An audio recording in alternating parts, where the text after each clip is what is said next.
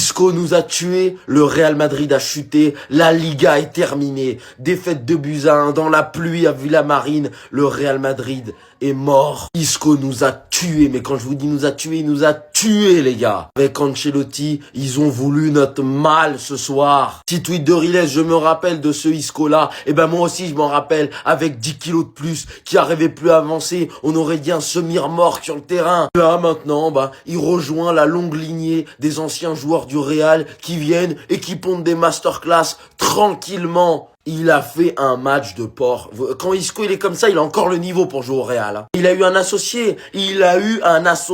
Le Betis Séville n'avait pas comme entraîneur Manuel Pellegrini, mais avait évidemment Carlo Ancelotti. Pourquoi il ne joue pas ? Non, expliquez-moi. Moi, j'aimerais bien qu'on m'explique aujourd'hui pourquoi tu chamboules une défense qui, depuis 10 matchs, tient bon, on était plus solide défensivement, on retrouve une sérénité, et tu ne mets pas Asensio titulaire. Il est même pas rentré. Vous savez quoi, les gars, moi j'ai même plus envie de m'attarder. Le Real Madrid ne mérite pas cette Liga. Le Real Madrid est mauvais. On s'est fait manger. Bravo au Betis pour cette victoire méritée. Et Isco va bien te faire. Non, je le dirai pas parce que c'est un joueur que j'admire beaucoup. J'ai son maillot à la maison. Mais tu nous as tués aujourd'hui. Tu nous as tués. Moi, je me demande juste comment c'est possible. Comment c'est possible d'être aussi borné, d'être aussi têtu? Comment c'est possible de ne pas faire jouer Raúl Asensio ce soir? Encore une fois, Ancelotti nous montre qu'il n'a plus rien à faire ici. Ancelotti nous montre qu'il n'a plus rien à faire sur le banc du Real Madrid. Asensio est bon, performant, le meilleur joueur du Real Madrid depuis quelque temps sur le plan défensif. Tu ne le fais même pas jouer. Tu nous remets une charnière Rudiger à la bas qui a été tout bonnement catastrophique ce soir. Tu ne le fais même pas rentrer. Tu nous me remets Vasquez en ailier droit, en latéral droit, pardon. Moi, je me demande en fait, il a fait quoi? Ancelotti, tu nous veux du bien ou du mal? C'est même pas Pellegrini qui offre le match, c'est toi. Alors le Real Madrid a été mauvais, je veux bien, mais faut m'expliquer ses choix. Et quand tu vois comment la défense du Real Madrid a été horrible aujourd'hui, tu te dis qu'il est responsable, forcément. On avait retrouvé la charnière Raúl Asensio Rudiger. Il y avait de la il y avait de la complicité, il y avait des résultats, il y avait une solidité. Et là, tu nous retires tout pour mettre un David Alaba. On sait même plus qui c'est. Asensio qui regarde le match comme ça, mais en fait, comment est-ce que je peux lui en vouloir? Comment est-ce qu'il peut regarder ces deux-là sortir une prestation tout bonnement minable et se dire qu'est-ce que je fous sur le banc? Mais sache un truc, le peuple est avec toi. Le peuple est avec toi. Tous les Madrilènes de cette putain de planète, hormis Carlo Ancelotti, sont avec toi. Tu es le meilleur défenseur du Real Madrid. Tu fais partie des meilleurs joueurs carrément du Real Madrid. Et pourtant, tu ne joues pas. Asensio est un opprimé. Tout ça pourquoi? Des statuts. Rudiger, apparemment, soi-disant l'un des meilleurs défenseurs de la planète. Mais vous avez vu sa prestation ce soir? Mais comment est-ce qu'il peut être aussi mauvais? Mais moi, je peux pas lui en vouloir. Parce qu'on lui met David Alaba, qui n'a plus joué un bon match depuis 2 ans. Ce joueur, il est fini. Mais quand je vous dis qu'il est fini là-bas, c'est faut me ressortir son dernier bon match.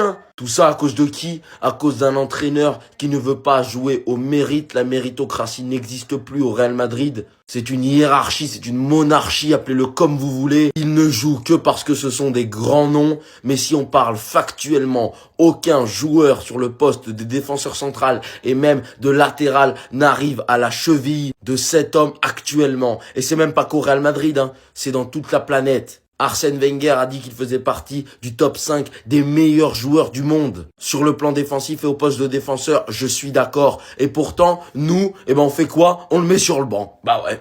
Il y a un seul truc à dire, une seule photo à vous montrer. Bravo Carlo Ancelotti. C'était le moment, Un être manque, tout est dépeuplé. Il avait pris une place super importante en défense. Hormis le fait qu'il était implacable défensivement, il était injouable sur les duels, qui était littéralement l'un de nos piliers en défense. De sa défense, ce mec arrivait quand même à nous trouver des solutions pour faire jouer nos attaquants. Là qu'aujourd'hui, sur le banc, dans un match aussi important, au détriment de qui? De Alaba. Et je n'en veux même pas à lui. Carlo Ancelotti. C'est la pire des choses qu'il aurait pu nous faire cette saison et il l'a fait. Déjà qu'il nous manquait Ceballos. Déjà qu'il nous manquait Bellingham. En plus de ça, par toi-même, tu nous alourdis la tâche. T'enlèves l'un des mecs qui nous fait gagner. Clairement, faut le dire, qui nous fait gagner. C'est devenu un patron en défense. C'est fini. J'y crois plus. Le championnat, tout c'est terminé. Voilà, il nous restait une dizaine de matchs. Maintenant, il y a un Classico, j'y crois même plus. Rien que l'Atlético Madrid, ce soir, ils nous passent devant. Voilà, c'est terminé. Et les autres, bravo pour votre performance. Mais alors là, j'ai rien à dire. Vinicius, Mbappé, Rodrigo, mais cataclysmique. Je m'arrête ici. Sinon je vais beaucoup trop m'énerver. Moi, j'ai plus rien à dire, je reste sans parole. Merci, Carlo Ancelotti. Mais on t'a fait quoi?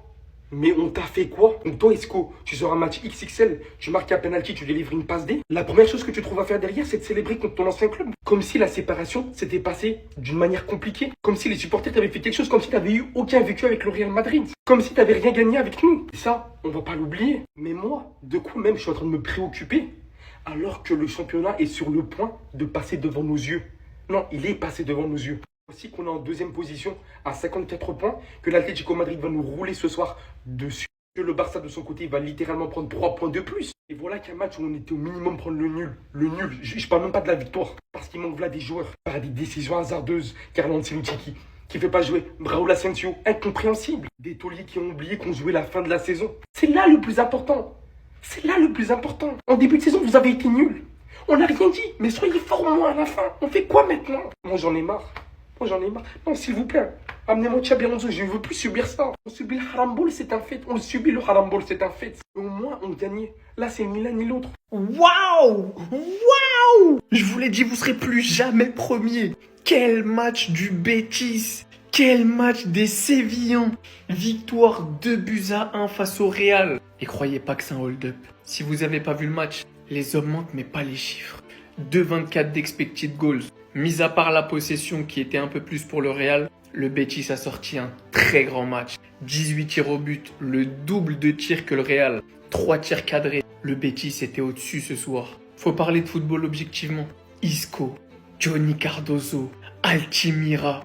Quel match de patron. Le milieu du Betis a éteint, je dis bien éteint, le milieu du Real.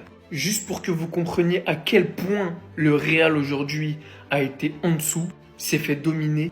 Carlo Ancelotti a rentré Arda à la 60e et Carlo a sorti Kylian à la 75e pour faire rentrer Endrick. D'habitude, il joue jamais. D'ailleurs, c'est tellement pas un cadeau. Des fois, le Real domine certains matchs de la tête et des pieds. Ils n'ont pas de temps de jeu ou une petite minute par-ci par-là pour Endrick. Aujourd'hui, dans un match aussi compliqué avec autant d'intensité, tu les jettes au loup. J'ai pas aimé, j'ai pas trouvé ça cool envers les jeunes. Mais c'est que mon avis. Personnellement, je retiens juste le classement. Le Real pourrait dès ce soir perdre sa deuxième place pour laisser sa place à l'Atlético qui pourrait prendre la tête du championnat temporairement. Et le Barça, avec un match de retard sur le Real pour le moment, pourrait tout simplement être seul à la tête de la Liga. Ça, c'est ce qu'on appelle une bonne journée. Aujourd'hui, je reçois mon homeboy, entrepreneur, footballeur, homme de cœur, passeur, buteur, célébreur. Isco, merci d'être dans le football. Le PDG, let's get it! Quel match du patron. Isco, c'est le football. Voilà. Isco, il fait partie des joueurs. Même quand il joue au Real, la plupart des Barcelonais, on l'aimait bien. On aurait même aimé l'avoir dans notre club. Voilà la réalité. Isco, c'est le football. Avec un grand F. Je suis prêt à lui payer un psy tous les jours que Dieu fait pour voir cet homme jouer, pour voir cet homme toucher le ballon. Pour ceux qui ne sont pas au courant, Isco il s'est déjà exprimé là-dessus. Il avait perdu de l'intérêt pour le football. Il a fait une dépression. C'est d'ailleurs pourquoi il s'était un petit peu exilé du football, des gros clubs avec toute la pression que ça peut engendrer et qu'il est retourné entre guillemets qu'au Betis Séville. Aujourd'hui, il est épanoui. Il nous propose du football. Pour ceux qui regardent les matchs du Betis, savent qu'Isco, c'est un très grand joueur de football. Il a juste pas envie de chercher plus. Aujourd'hui, il l'a démontré face au Real, son ancien club. Il célèbre. Ça devrait pas poser de problème aux Madrilènes. Ça les dérangeait pas quand c'était Dembélé qui célébrait contre nous. Mais la réalité des faits, c'est que ce joueur-là, aujourd'hui, avec le talent qu'il a, les performances qu'il affiche, il est titulaire dans 95% des clubs au monde. Et je suis sympa. Il serait titulaire avec ce niveau-là dans quasiment tous les clubs du monde, même au plus haut des plus hauts niveaux. C'est un petit peu du gâchis en vrai, c'est égoïste de dire ça. Mais je rêverais de voir Isco dans un plus grand club aujourd'hui me faire rêver quand je le regarde toutes les soirs en Ligue des Champions. Mais tant que lui il est heureux, c'est le principal, c'est l'essentiel. En tout cas, merci pour le match que tu m'as offert ce soir. Grand monsieur, chapeau. Maintenant qu'on a perdu, vous voyez maintenant, on est nul en termes de jeu. Vous me faites passer pour un aigri, mais je dis tout simplement la vérité. Donc les gars, demain, je vais sortir mon débrief sur YouTube, parce que là aujourd'hui, je ne serai pas disponible. Vous savez, aujourd'hui, ce qui m'a fait mal, c'est au niveau de l'orgueil. j'ai pas senti des joueurs concernés. Lorsque le Betis a mené au score, j'ai su tout de suite que le Real Madrid avait perdu le match. J'ai pas reconnu mon Real Madrid. Parce qu'habituellement, il y a quand même cet orgueil, même si en termes de jeu, c'est pas assez bon. Mais en deuxième période, c'est la deuxième période de la honte. On s'est chié dessus. On a été dominé au milieu de terrain. Isco, il faisait ce qu'il voulait sur le terrain. C'est une honte. Alors c'est vrai que il manquait Bellingham, celui qui crée le lien entre le milieu de terrain et l'attaque. Parce que là, décidément, en deuxième période, on n'a pas vu Mbappé, on n'a pas vu Vinicius et pas Rodrigo. Et dites-vous que c'est même pas de leur faute, les gars. Il y a un moment donné, dans la construction de jeu, moi j'attends beaucoup plus de la part des milieux de terrain qui soient là à alimenter quand même les joueurs. Malheureusement, il n'y a pas ça. Défensivement, il y avait trop de largesse. Et je suis désolé, oui, il y avait trop de largesse. Il y en a certains qui vont pas le dire, mais oui. Donc, est-ce qu'on mérite actuellement cette position? Il y a des questions à se poser. Donc là, il n'y a pas de top, pas de flop, et on en parlera demain sur YT.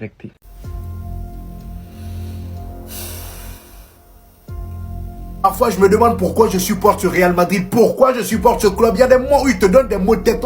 Non. 2-0 face au Real Betis. Dites-vous que là, on va passer troisième si l'Atlético de Madrid gagne et le Barça gagne demain. Là, j'ai même envie de dire, si on fait pas attention, on peut oublier la Liga. Là où tu vois qu'on n'a pas de chance sur ce coup-là, comme par hasard, c'est à ce moment-là, au moment où il faut pas perdre des points, qu'on affronte le Betis Prime, qu'on affronte le Isco Prime. Mais Isco, toi aussi, t'es un traître. Quand t'étais au Real Madrid, je te voyais pas cavaler comme ça. Comment aujourd'hui, du début jusqu'à la fin, le frérot, il faisait que courir. Il termine homme du match pour moi. Buteur et passeur décisif aujourd'hui. Il a mélangé tout le milieu du Real Madrid. Carrément, j'avais l'impression que le Real Madrid, on jouait sans milieu. C'était que attaque-défense. À part Brahim Diaz qui se l'a donné un peu pour faire quelque chose de potable. Le reste là, c'est zéro. Et le plus inquiétant même, c'est l'attaque. Oh, Kylian Mbappé, il a été fantomatique. À part l'action sur le but de, de Brahim Diaz. Là, Kylian Mbappé aujourd'hui, c'était le néant. Carrément, on l'a sorti, il se mettait à bouder. Vinicius, j'en parle pas. Lui aussi. Oh non, Vinicius, toi, aujourd'hui même, tu m'as déçu. Lui là, en plus de ça, il va falloir penser à lui donner le brassard. Parce que dès l'été prochain, apparemment, il n'y a personne qui a le droit de parler à l'arbitre, à part le capitaine. Je pense que Vinicius, si on ne lui donne pas le brassard, on est foutu. Voilà. Il va jamais jouer. Parce que si t'es pas capitaine et que tu parles à l'arbitre, tu te prends un carton jaune directement sans discuter. À bon entendeur, salut.